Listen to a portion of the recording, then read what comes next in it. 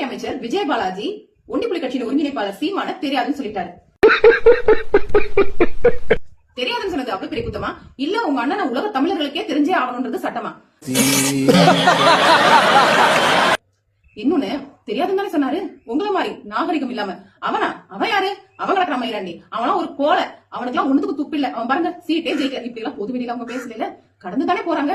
அதுக்கு ஏன்னா வைத்தறிச்சல போட்டுறீங்க? அதுக்கு ஏன் புலம்பி பொறுமி வயிறுகளை வெடிச்சு செத்து போயிடாதீங்கடா.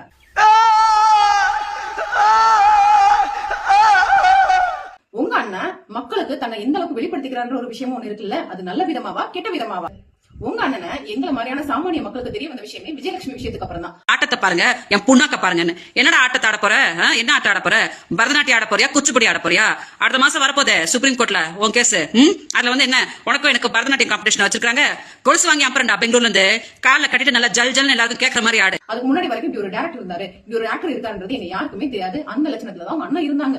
இப்போ இந்த கட்சியை வழிநடத்தி போறேன்ற போக்குல கட்சியோட கொள்கைகளை எல்லாம் காத்துல பறக்க விட்டுட்டு கொஞ்சம் கூட மனசாட்சி இல்லாம அதுலயும் இந்த 1.5 வருஷமா தனி மனித தாக்குதலை கையில் எடுத்துக்கிட்டு அதுக்கு பேர் தான் தமிழ் தேசம் சொல்லி உங்களையும் வளர்த்து விட்டு நீங்க பண்றதெல்லாம் அராஜக போக்கான அரசியல்.